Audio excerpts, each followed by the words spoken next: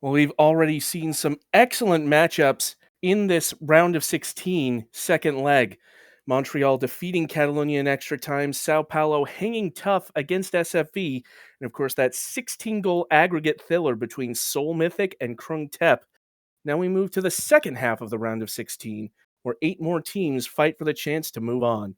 Hello everyone, I'm Metafiction, and I am joined today by Max.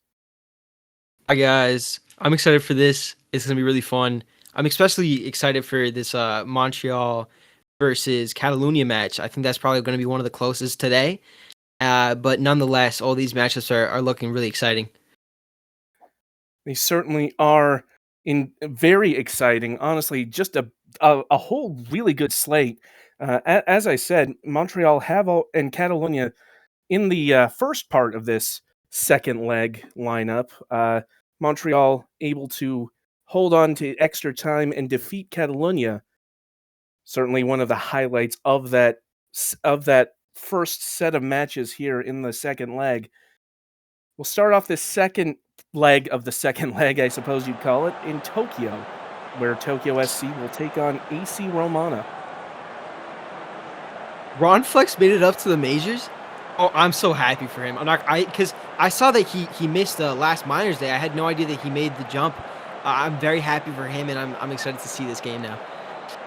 No doubt. Ron Flex called up perhaps as a little bit of a result of some roster shuffling in the Tokyo Cairo organization. Certainly has done a fairly good job so far, in this commentator's opinion, to start out in the major league. For the moment, though, it's Romana coming forward as Nunez cuts it back. Over to Pedrillo. And Pedrillo takes the shot, but Reves there to stop it.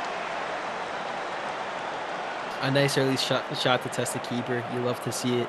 But he's been fantastic. Just to harp on Ron Flex a little bit more, he's been fantastic, especially in the minors early this season. So I can see why he got the call up.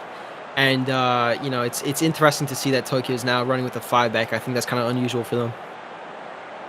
Tokyo have historically preferred the 4-2-3-1, a bit of a change in tactics for this season. We'll have to see how it plays out for them the rest of the way, but for the moment, Rigby Emerson putting Romana up in this tie. That was a fantastic goal at the top, near top of the box. I think Reves just couldn't get down close enough, or quick enough. But nonetheless, it was a fantastic finish.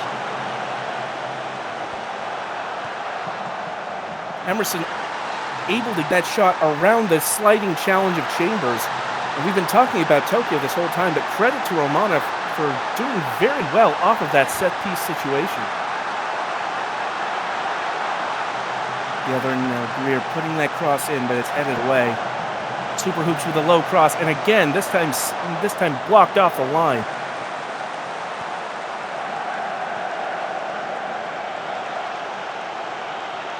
Been tight stuff so far. Tokyo pulling back some good chances, but Romana continuing the pressure here. Hoppity lets loose and sends it over the bar. I think with these more defensive formations, you have the chance for your wingbacks to fly up the wings, but nonetheless, it's going to be interesting to see if they have that in mind today. Adamu able to cut that pass out, and there is Super Hoops, as you called it, running up this near wing here. Trying to get around Nunez, and does. Cross at the end line, and Jia Yun levels things. That came all from the wing back.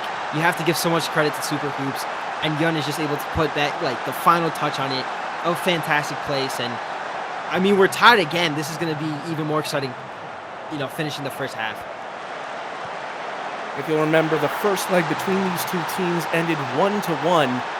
As it stands, 1-1 here today makes it 2-2 on aggregate, meaning whoever wins this match will advance.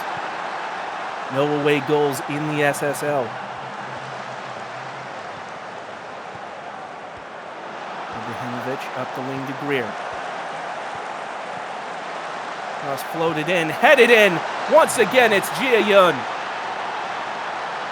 Yun's on fire. A beautiful header that just kind of beats the goalkeeper. A fantastic run by Ibrahimovic out to Greer.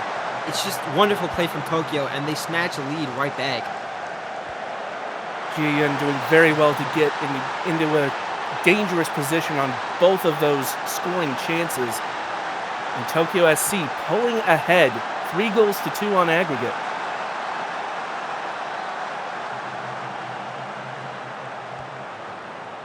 Tokyo have loved their crosses. A lot of chances for Tokyo in the last couple of seasons have come from crosses in wide areas. Case in point, Ibrahimovic puts it into the box this time, though, headed away. Tries again. Yun. But it's Ibrahimovic instead who puts it away this time. Tokyo SC wingbacks are just running rampant. They're like putting in as many crosses as possible. And the two strikers, Ibrahimovic and Yun, are just there for whatever the wingbacks need. It's just been fantastic stuff from Tokyo so far.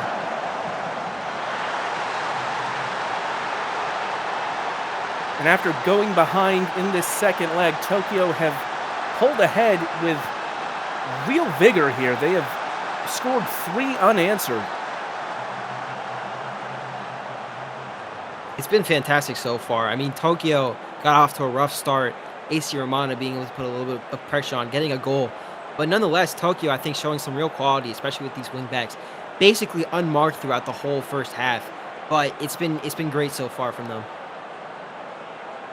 AC Romana showed great initiative to get that first goal to poke themselves ahead in the tie. But after going down, they need to find something in order to get themselves back into it once again. Certainly 2 goals down, not insurmountable, as we've seen many times in the SSL. But as the second half begins, it is a little bit of an extra sense of urgency. 100%. And I think I've said this at least 100 times right now. A 2-0 lead, or a 2-goal lead is one of the most dangerous things to have. And many times you've been proven right on that score. Case in point, here comes Romana. Hoppity cutting inside. Has the shot, but it's right at Revest. Safe hands there. You've seen that all season from Revest. He's been looking really, really good throughout the majors and in this cup. And throw-in intercepted. Ibrahimovic in a dangerous position and forces the save out of Daedalus Cronus. Seemed like Delo fell in the box. And it comes in, it's headed away. It falls to Ekholm Gunnarsson. And this time it goes out for a goal kick. Came off of a Tokyo player. I mean, Tokyo haven't let up on the press. They've been all over AC Romana so far. That pass, though, from Greer wayward. And now, well, the counterattack was on, but Adamu there to cut out the passing lane. Greer will try again. Gets it around Santori. Headed into the box and into the goal by Ibrahimovic. Give Greer all the credit there. It was fantastic from him, and an amazing run down the wing. Just a great ball from Adamu to find him there. And Ibrahimovic just has to put the final touch on the whole masterpiece. It's just been fantastic from Tokyo. Their wingbacks have just been running rampant. It's insane that AC Romana has just let them run wild. Romana with 2 players on each wing, and yet Greer and Super Hoops, 2 of the best performers for Tokyo so far. Certainly shows what quality wing play means to a team. Now Nunez coming forward, trying to get one back for Romana. It's pinged back out. Platinum, though, trying again, recycling. Poggio lets loose, and that one's well over. I'm surprised I'm not seeing more of Poggio this game. He's been rather quiet. Poggio, certainly one of the premier performers in the SSL, a veteran of this league, and an important presence for Romana so far this season. As that corner headed in by Momo Adamu, and Tokyo are rapidly pulling away. 5-1 in this second leg. I don't know if it's a masterclass from Tokyo or an absolute disaster from Romana, but nonetheless, Adamu with an amazing pass to set up the last goal, with a thunderous header to score this goal. After that very tense first leg where it ended 1-1, remember, I don't think anybody predicted the absolute bloodbath this has become. Still time for Roman to get back into it, but that time is rapidly dwindling and dwindles ever faster the more Tokyo dwell on the ball. And that one off the frame by Ekholm Gunnarsson, and it's another corner for Tokyo.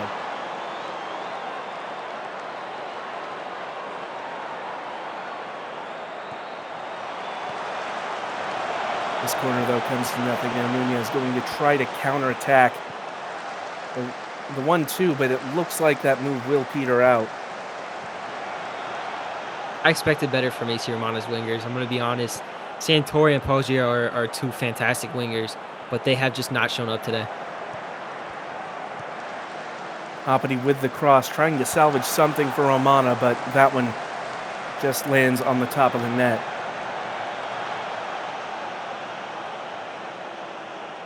You also have to give credit to the whole defense of Tokyo. They've been rather strong besides that one lapse of judgment early in the first half.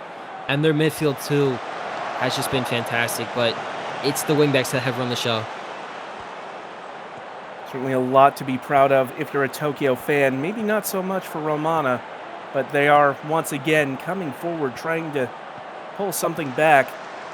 That cross goes into the box, and Santori just off target with the header.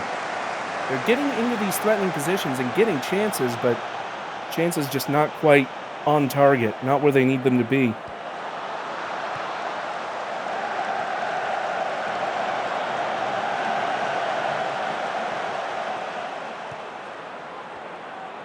Pedriel passes inside, and Santori wins another corner.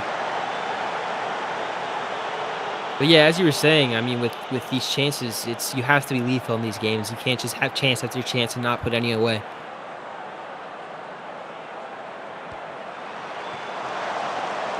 And that corner once again headed up into the air and sent away. Pedriel does recycle. It's over the top for Poggio, who heads it back. But Poggio offside. I mean, it seems like Romana's kind of shifted back into a form that they found themselves a lot in last season.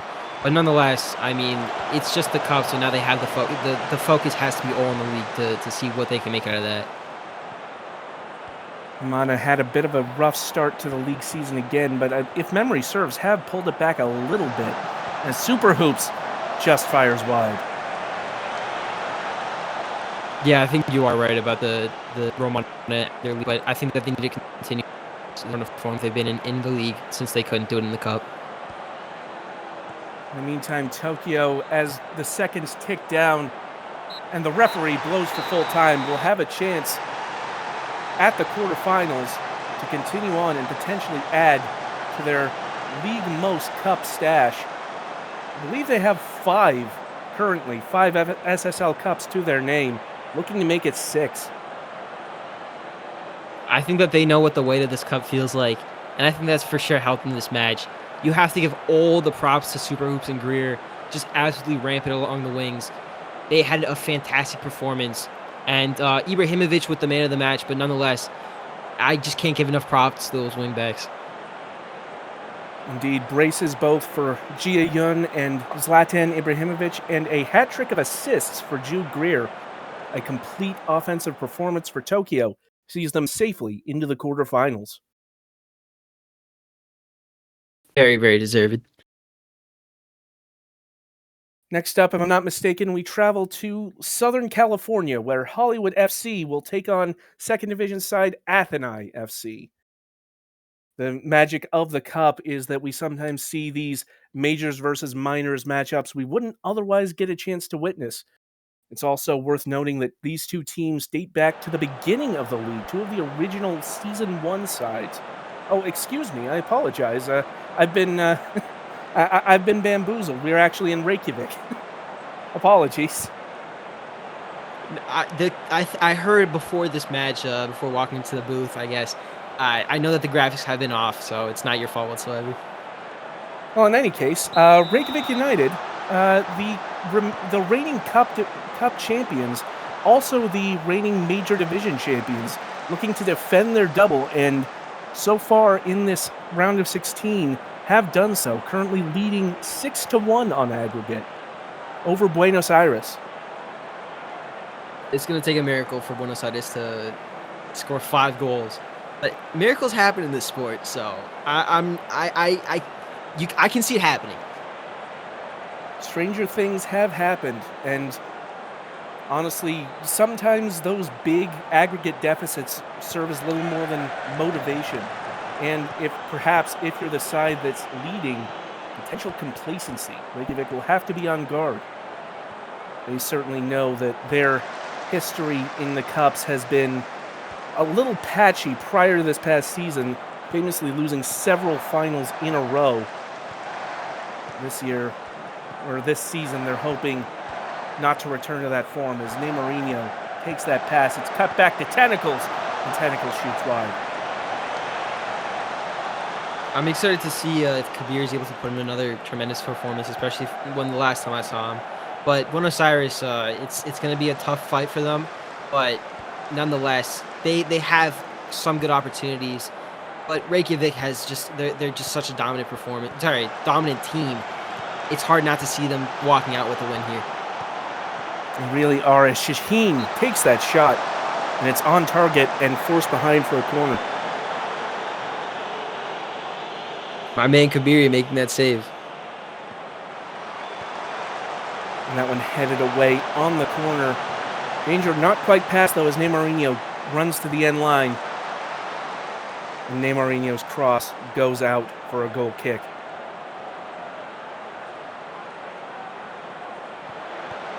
Pass into the box. Here's Rashford.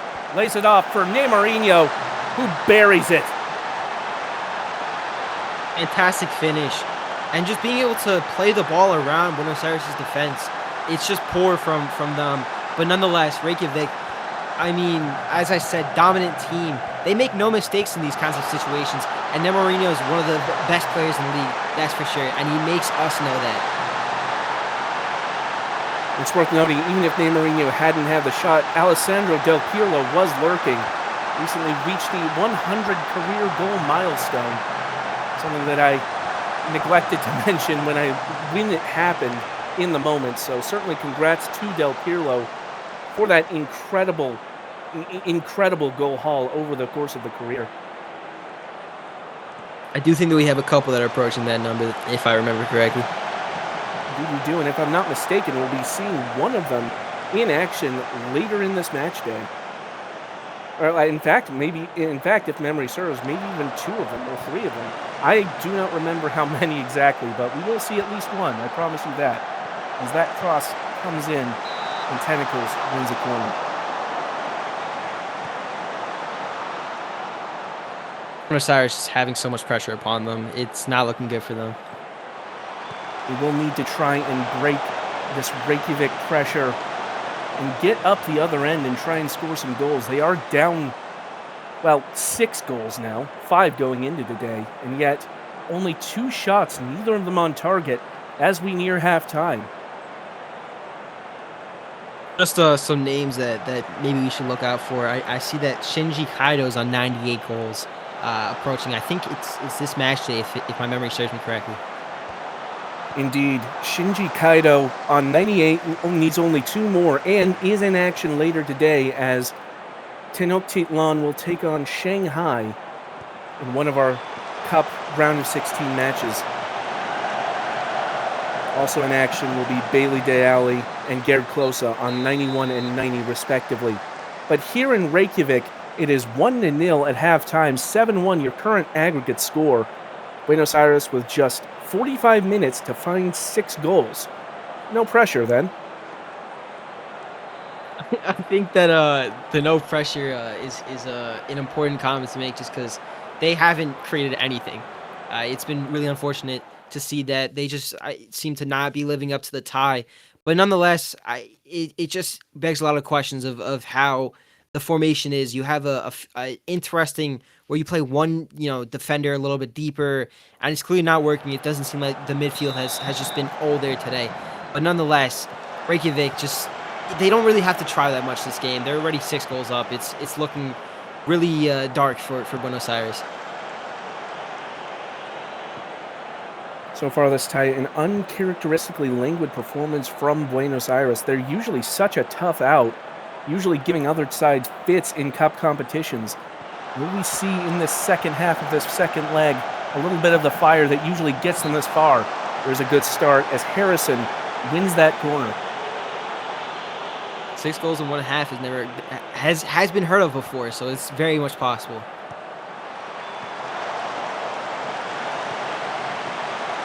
Shot, and McManus takes the shot, but steady hands from Wall. That's their best spell so far in this match, perhaps in this tie. I think that some strong words were used in the locker room, that's for sure. Considering the deficit, perhaps strong words needed as Buenos Aires on the break here. Sterling Scott gets to the end line, but Chicken just nipping in there and stealing the ball so quickly. And now it's Reykjavik who are on the break. Shaheen with the cross from deep, but only finds Snooks. Tentacles. Shaheen again, cutting it back. Urkel squares it. And the shot from Tentacles behind for a corner. Chicken just creating this whole chance. It shows the quality, the level of quality that Reykjavik has in their players.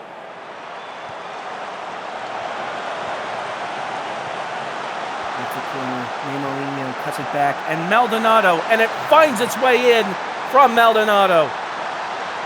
And that might put this tie to bed once and for all.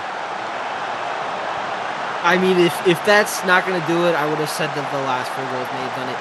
But nonetheless, it was a fantastic finish by Maldonado. Just, again, Reykjavik just running circles around Buenos Aires' defense. I think that it may have took a little bit of a lucky deflection, but nonetheless, it's been deserved. Reykjavik with a 2-0 lead on the day, 8-1 on aggregate. Buenos Aires coming forward and Gakal winning the corner. At this point, it might be a matter of damage control for Buenos Aires. You hope that your aggregate score doesn't become 10, because those games, those legs, those ties are 100% remembered.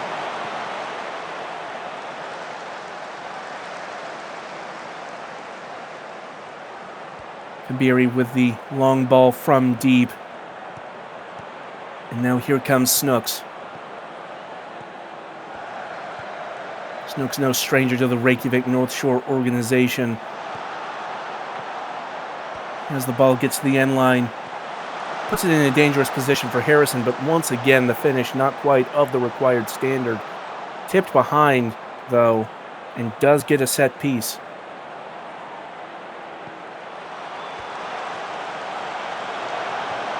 Ulishad tries to salvage. Duck. Munoz losing out there. Seems like the Reykjavik defense just kind of looks a little bit bored. I don't know. It's just a certain feeling that I'm getting from the team. But it's just you have certain teams that know what it's like to lift this trophy, and that also plays into the mind of a lot of players, that they know what it means to win a cup. And Buenos Aires just clearly doesn't seem to have it in them to make a run this year.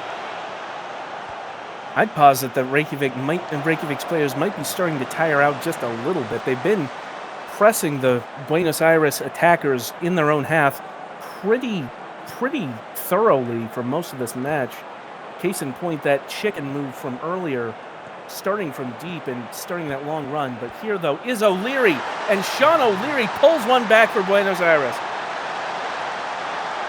It was a very nice goal by O'Leary. I have to give him all the props. I think that he's been one of the better players today for Buenos Aires. A fantastic cut inside to then finish in, I think, Wall Jr.'s far post. It's a consolation goal, but nonetheless, it's something. It's a feel-good goal, that's for sure.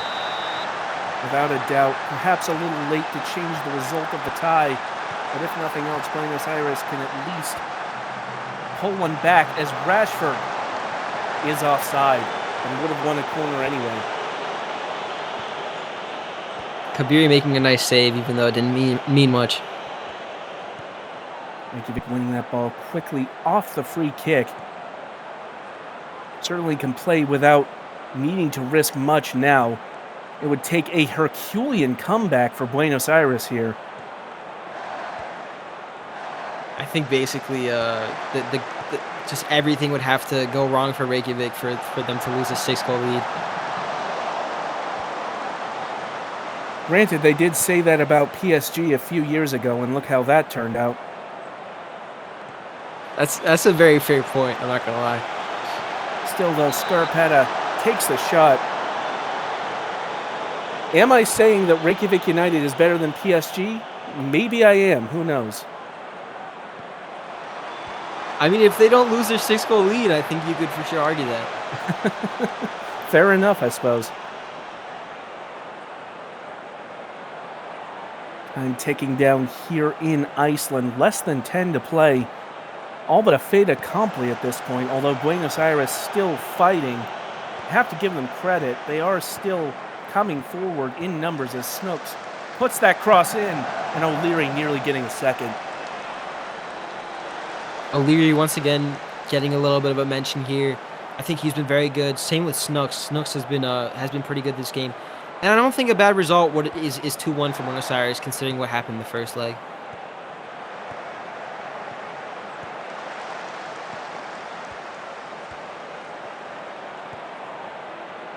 You're more or less at the mercy of the referee here, and the referee has blown for full time. And Reykjavik United continue their defense of the SSL Cup, advancing to the quarterfinals on the strength of an exceptional first leg and doing their job in the second leg. 8-2 on aggregate, the final result of this tie, 2-1 on the day. Reykjavik just looking as dominant as ever. A fantastic team all around. They won the SSL Cup and the league title last season. But nonetheless, you can't really ask much more of them. Miko Rashford, again, making another wonderful performance. Just one of the best players in the league. And Buenos Aires, they're going to have to take a goal away from this. And losing 2-1 isn't as bad as losing, 6-1 last game. Nonetheless, it's just, they didn't have the fight in them today, that's for sure.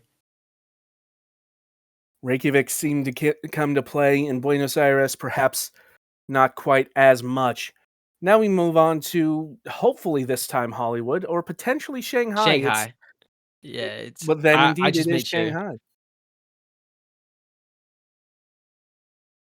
Apologies for the confusion. I failed to look at the running order of these matches here today. That's my fault. We are indeed in Shanghai.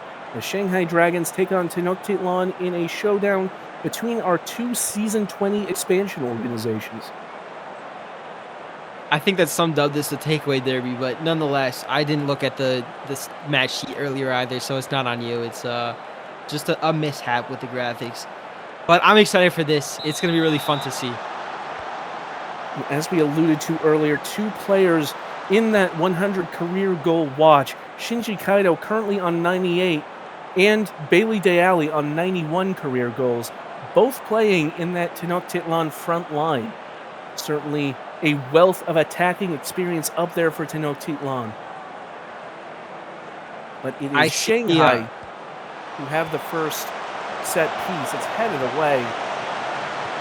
Voltus to Ken and worked around and Ford, and it's deflected in by Aaron Ford.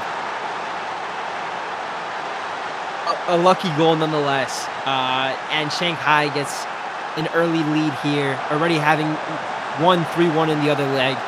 It looks like it's going to be a lot of the same, but nonetheless, sometimes when you need the luck, it comes. And Pinkman unlucky there, but Ford and Shanghai very lucky. It looked like it might have gone down as an own goal, but I believe the official score ruled that the shot was headed on target nonetheless, and so it is indeed scored as a goal and not an own goal.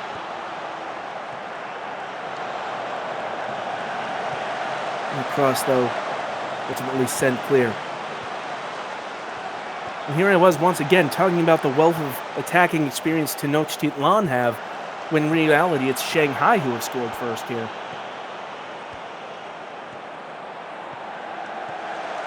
Got back for Bob, who works it well to Ford again. This time there's no luck for Ford.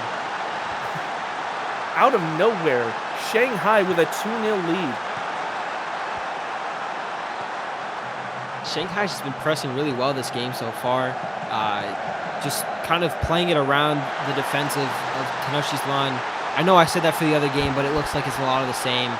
It's just the defense not being able to press high enough and losing their men. But Ford, just a fantastic finish, being in the right place at the right time, and this time there was 100% no luck in that shot involved.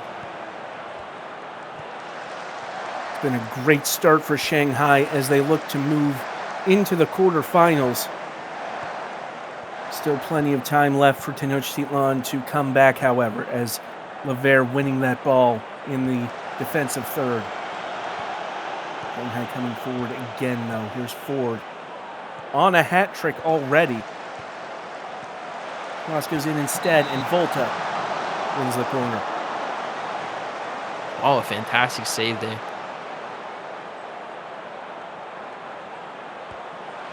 Corner sent into the near post and rebuffed by Peregrine Plink, a longtime SFV defender taken in the expansion draft.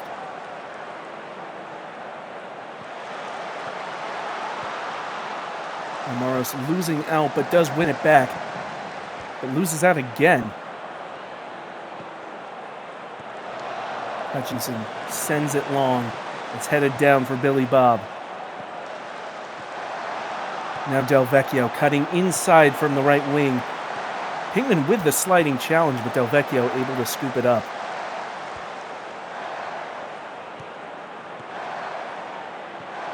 We have two fantastic strikers here, Kaido and Del Ali. You know, it's very possible that they can make a comeback, but it's looking really unlikely right now. And Ford getting in a dangerous position again, wins another corner kick. It's barely over 15 minutes, and Shanghai have firmly grasped this one.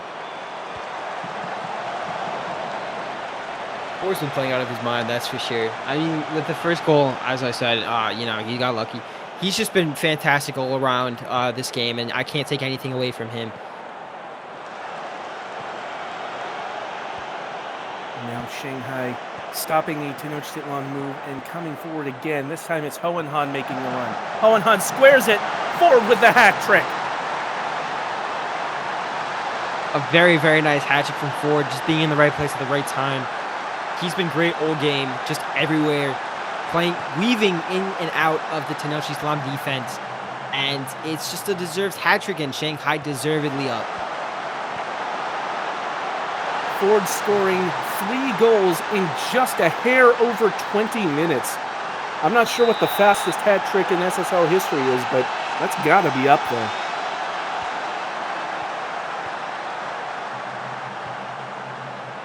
How are Tenochtitlan going to respond to this? It's a through ball to De Ali. De Ali from close range gets a corner for Tenochtitlan.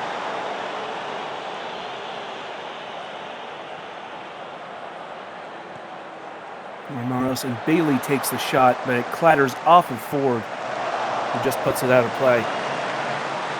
Ford there again. I mean, he's been everywhere this game. It's been fantastic, and a hat trick very much deserved. And I don't know what the fastest SSL League hat trick is. I wish that I knew. That would be quite interesting to see how he compares.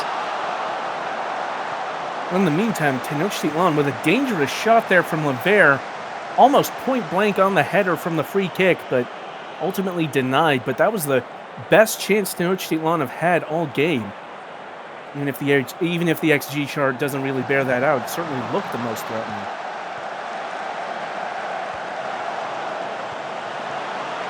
And Gary, and that one just skitters past the post. It's another corner. Tenochtitlan might have woken up here. I think Takechi got his hands on that, maybe fingertip. No doubt about that corner as Voda puts the foot in, and Volta will try again.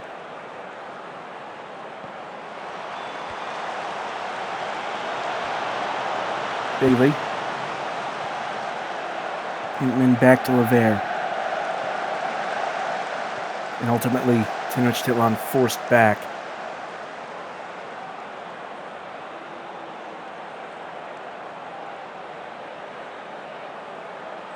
Here we are at halftime. Yeah, Shanghai has looked really good this game. I'm sad that I haven't been seeing more from Del Alli and Kaido, but nonetheless, you have to give all the props to Shanghai. They've been fantastic. Again, I think it's wingbacks is what really separates some teams in this league and how many chances they're able to create. But Ford has just been absolutely everywhere and has been outstanding this game. Certainly an early pick for player of the match, regardless of the result. 45 minutes left, and Tenochtitlan have to at least pull even, have to score 5 goals in 45 minutes. It's possible. It's possible. Is it likely? I don't know.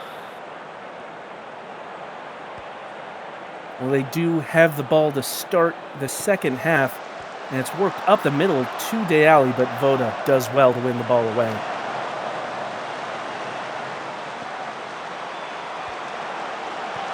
Bob into the box, in a threatening position, nearly beating the keeper near post, but shoots just wide.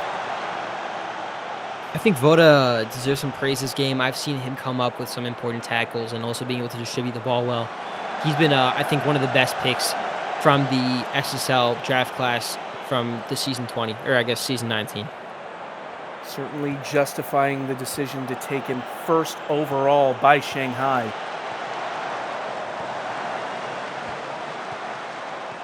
As they come forward again, it's Ford already with a hat trick on this match.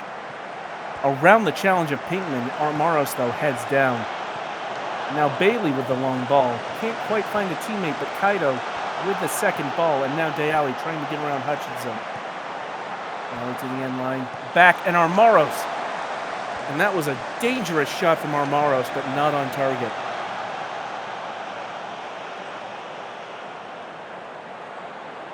Islam might be creating something here, but it's the minutes are going by and you still have 5 goals to score. It's looking rather unlikely.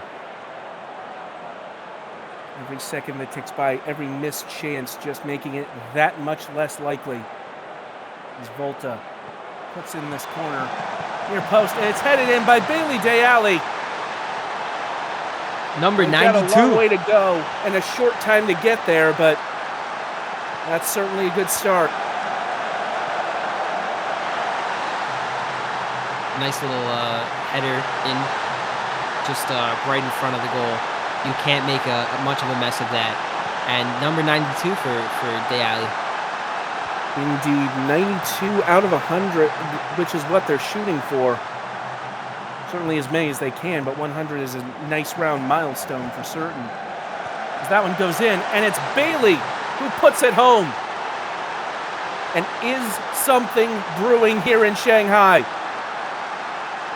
You need 3 goals in about 15 minutes. It's possible. We'll see if it can actually happen.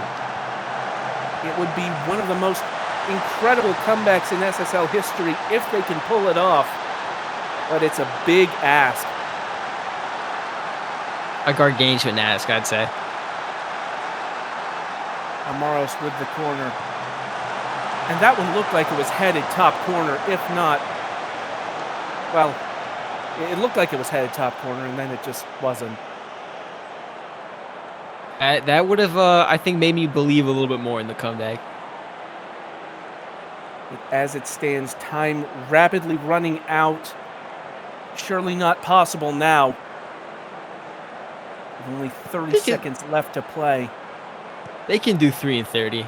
Score 10 a second. No, sorry. Score 1 in 10 seconds. 3 in 30 minutes, perhaps. 3 in 30 seconds. I wouldn't bet on it. Let's put it that way.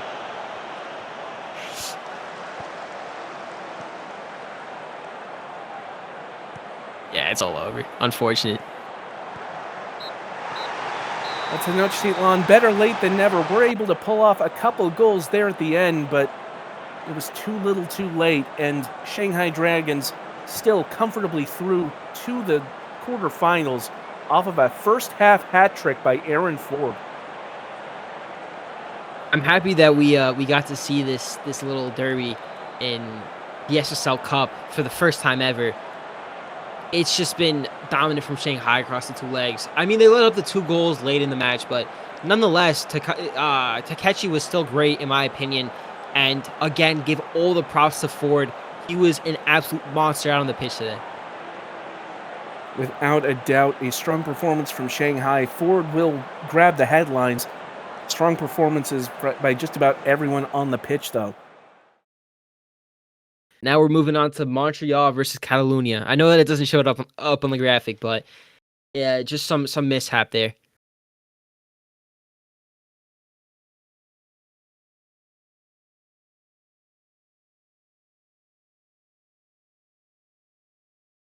The SSL Cup is one of those really exciting things. Cup football really is such a unique animal compared to the league matches. There's just a unique energy about it. And I think we have a chance for a real upset here. Montreal really in this, after the first leg, being able to pull 3 goals back right before the end of the second half. And Catalunya, I mean, they haven't been the greatest team this season in the majors, but I'm feeling a cup set today. Well, it certainly would be a very exciting thing if that happened.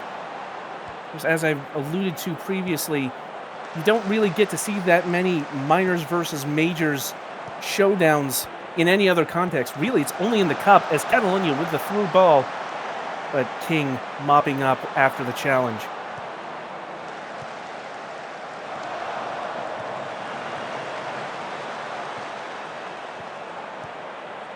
Peterson. Skavgard. Ultimately forced back, but here is Clark. Some patient passing here from Montreal. Cross goes in from Skavgard, but it's headed away. Now Varnson finds Bamford. Montreal making sure that they're not shaky at the start of this game. Catalunya leading 4-3 from the first leg. Will home field advantage play into this for Montreal in the second leg? But Catalunya winning the ball high up the pitch, and Varnson nearly finishing it from close range. Does win another corner, though. Clark with an important block there.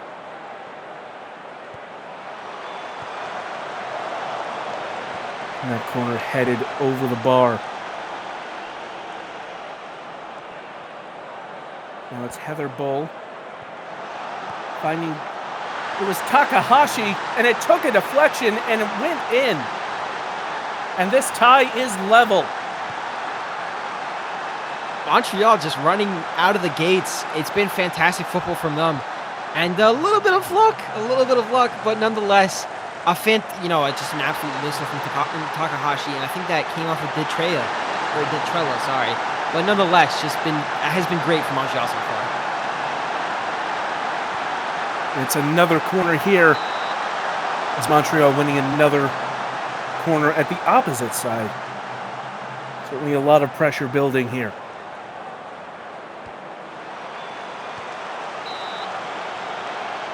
And another set piece. It could be a third, could there? Certainly set piece is a big part of any SSL side's strategy, but don't necessarily expect to win so many of them in a row. And this time, Twinkle Toes will hold on. I've noticed that Montreal haven't been doing their, normal corner kick tactic, because they typically throw it into the box, but this time, Takahashi finding himself on the end of 2 crosses. Certainly been an opportunistic move for sure, but I do mean that in the best possible way. It did lead to a really good chance and a goal, so certainly benefiting from shaking things up every once in a while. As here is Takahashi cutting it back. Worked well, but Peterson misses. A very hopeful shot there, but you like to see center mistake those. They don't always go in, but when they do, they are pretty spectacular.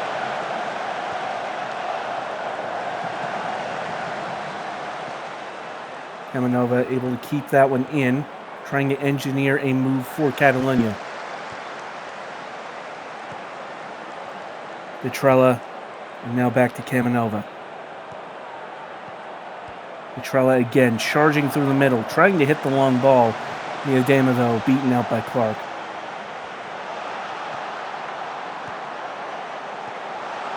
Ball finds its way to Skovgaard. Gets the cross in, and Heather Bull makes it 2-0. Montreal on the front foot now against the major league team. I mean, I was feeling, like Cuff said earlier, I'm feeling a little bit better about those chances.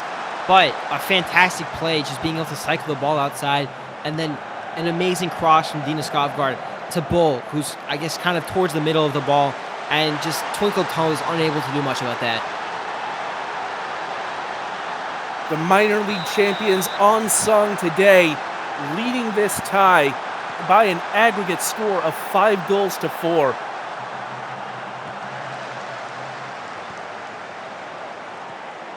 They came into today down a goal in aggregate, and right now they lead it by 1. But Catalunya not going down without a fight, as that shot just pings off the post. Catalunya showing some stuff there. Not far off on the free kick from Luis Jr., but off it was nonetheless.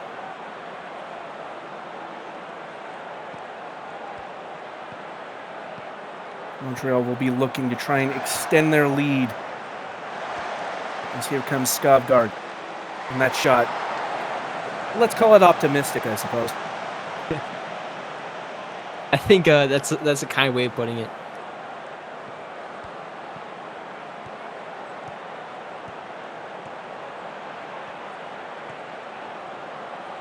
Camanova trying to get around Bull, and does, but Montreal still winning the ball. Bull, though, offline with the pass. Somehow that ball finds its way to Pruskin. Quick passing from Catalunya. A series of lightning-fast passes, fashioning a chance that leads to a corner. Some very nice tiki-taka there.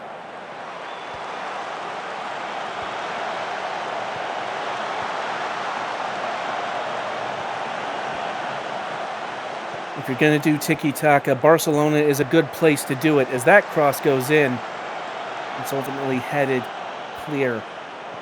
And now Dobrich coming forward. Bamford, though, hounding Dobrich, and does win the ball, at least for the moment. And here comes Sinclair's on the ground.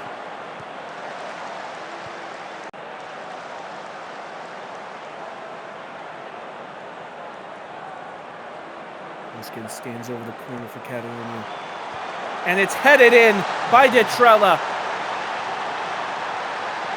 Detrella there, I mean, just an absolute massive person. The stature just gives him an edge. And Catalunya's a major league team. Like, they're going to have some grit to be able to come out of this and make sure that there's no cup set. But Detrella, for sure, making Catalunya a little bit feeling safer. Detrella, no stranger to producing high-stakes miracles. And that one certainly coming at a great time for Catalunya right before the break, has leveled this tie. Currently 5-5 going into the second half of this second leg. I don't think that the XG chart is showing it, but it's felt like Montreal's been on the front foot for a lot of this game. I mean, of course, yes, they have 2 goals, but also they've created a number of chances. But they've also not really converted on many of those chances. So you have to be wondering, is that going to come back to bite them, especially against a major league team? Certainly going to be a very fascinating second half, as it could really go either way. Wagner and Bonito making their way onto the pitch for Catalunya. Pruskin standing over the corner kick. It's out to Wagner, work to Miedema, who sends it over. I'm excited to see Bonito play a little bit. He's a fantastic player to watch. That pass intercepted by Miedema off of the free kick, but can't find Bonito.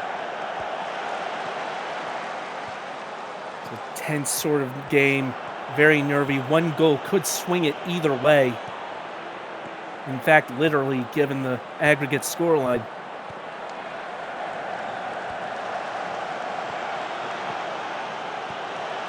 Scramble in midfield. Seems to have settled with Montreal for the moment.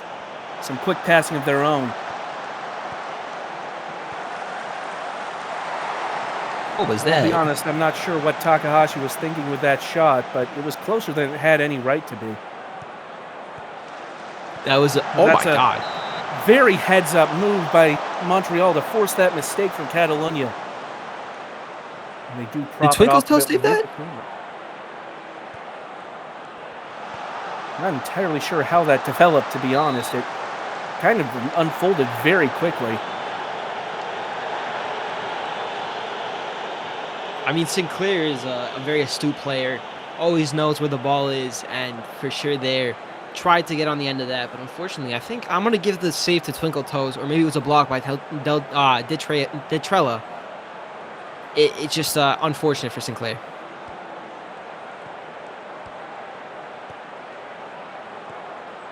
Catalunya trying to work that ball up this near wing. Now moving into the center. It's over the top for Bonito, and Bonito buries it. What a goal! What is offside? That was a rocket and a half. I'm so sad to see that was offside. But just that's the kind of quality that Bonito has. It was a great shot that unfortunately will not count for Catalunya.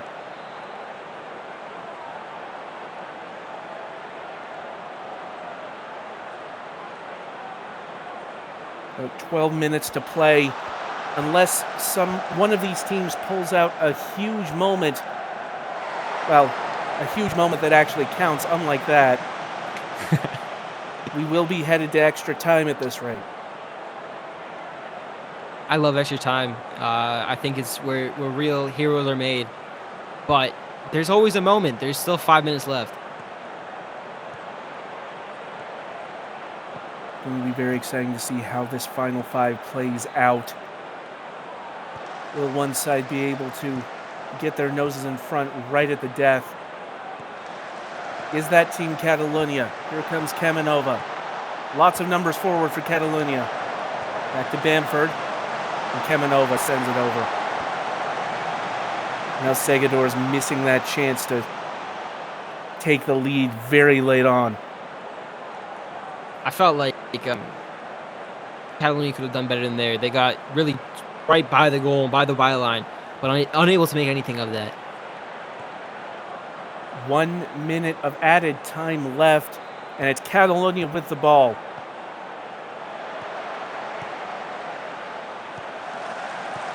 Trying to work it away, but Montreal intercept. Over the top for Millwall, it's Sinclair in a threatening position, but is offside. Sinclair with a fantastic finish, and now we're off to extra time. Well, both of these sides had chances to win it in the 90, but neither one able to take advantage. And so we go to an extra period of 30 minutes to decide who advances. If they can't decide it in those 30 minutes, we go to the ever-popular penalty shootout. I love penalties. I love extra time. This is where heroes are made. Montreal has the chance to come off with an amazing cup set here. They've looked like they've been on the front foot for most of this game. Catalunya kind of creeping back into it towards the end of the second half. But it's all to play for here. We've already seen some shootout drama in this tournament. Cairo eliminating North Shore on penalties in the preliminary round. Is there another one on the way? Athena with an amazing win on penalties versus North Shore. That was a really fun one to commentate. Catalunya puts the ball into the box with the corner. Detrella trying to get it back in. It's up into the air and ultimately sent away. Coming over to take another shot at it, but loose touch, and Sinclair clearing it. Now Dobrich over the top for a counterattack. Here's Bull. You know how dangerous Bull is. Squaring it, headed down, and what a goal! Takahashi That's onside, right? That is indeed onside. Montreal pulling ahead in extra time. That was a fantastic finish by Takahashi. Bull just being able to pick out the cross there. That was fantastic. I mean, just the Catalonia defense caught on the counter. An excellent move from Montreal, and it might be the move that puts them into the quarterfinals. We still got a lot of time left, but anything could happen. And this could just be the last goal of the match, but I'm feeling at least one more emotion. That pass intercepted by Kamanova, and now Catalonia coming forward. Cross goes in, switching play, but it's headed away. Dangerous run in from Luiz, but does win the ball. It looked like Dobric's boot was up. That could have been very nasty. I was thinking the same thing. Pass comes in from Banford. It's headed in by Bonito. I said it earlier, I love to watch this man play, and he just put Catalonia on his back. A fantastic header there. And it's another twist in the tail for this tie. Catalonia losing on the day, but level it in extra time. 6-6 the aggregate as it stands. This is where the real difference between minor and major league teams come to play. Montreal's done great to get here, but nonetheless, Catalonia has the firepower, has the players for it. At this point, you could argue that either team would be a worthy quarterfinalist based on this tie. As Catalonia coming forward again, it's work to Wagner, and Williams with a good save. I think one of the most important saves so far this game. Catalonia continuing the pressure with a near post corner, or excuse me, a center of the box corner. And Williams brings that to ground.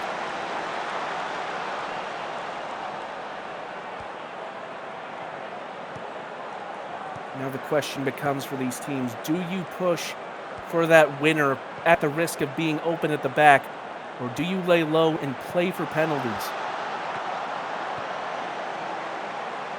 I think you have to push for the winner. While winning the corner for Montreal. Certainly it's a bit of a cliche that penalty shootouts are a bit of a lottery, but it really couldn't be any more true. As that ball intercepted by Miedema. Perhaps a break on for Catalonia. They've got the equalizer. Can they get a winner? Wagner loses out there. Millwall, an important tackle there. Had to get that point perfect.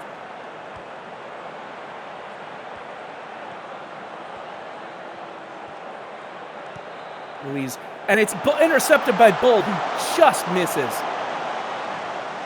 You have to put those away. You're one-on-one with the keeper. At least take a touch there. But nonetheless, really, really good from Bull to pick that out. Well, that would have been an ignominious way for Catalonia to exit this competition. Their blush is spared for the moment.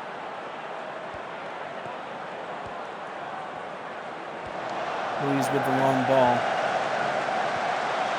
And it falls to Clark. Montreal coming forward again. Bull squares it. Sinclair. And this one's onside. A fantastic finish from Sinclair, but you have to really question why didn't Twinkle Tones come out a little bit farther. But nonetheless, Montreal found themselves 2 up and 7-6 on aggregate. You see there, Bull in a threatening position. Twinkle Toes just a little shifted too far over. Couldn't stop it from Sinclair. And we're halfway through extra time. Montreal up 7-6 in the aggregate. I think I placed a little bit too much blame there on Twinkle Toes. It felt like the whole defense was kind of asleep on that. But Sinclair making up for their missed chance earlier in the game where they were, again, one-on-one with the keeper, much like Bull.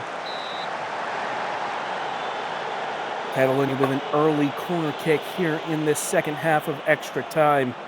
They have 15 minutes to try and find at least another equalizer. I think the pressure is really starting to mount on Catalonia. They have to find one.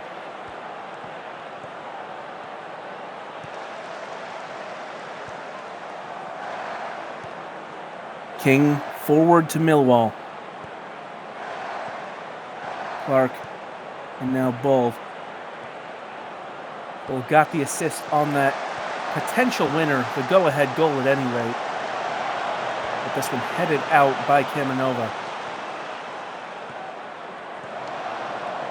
Long kick from the goalkeeper there. Ultimately headed down by the Catalunya team. They have to manufacture anything they can as Bamford puts that cross in from deep. Bonito's header not quite with enough power on it. Williams with safe hands there. I mean, he's been great this extra time, and extra time is really where goalkeepers shine. Certainly going to be more important now than ever as Kruskin turned and fired, and again, and wins the corner. Was in a dangerous position, but Montreal able to get the bodies in the way to block that shot.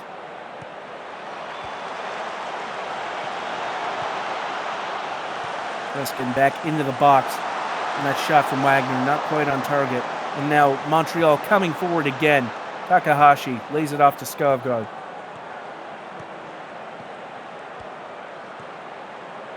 The end line, under pressure, into Millwall. Millwall shoots, and that one blocked once again. And now it's Catalunya with the long ball. Bonito almost gets around Xavier. Now Varnson turns and fires, and that's over the bar. And it's going to be a very exciting last couple of minutes in this one. End-to-end stuff here in extra time.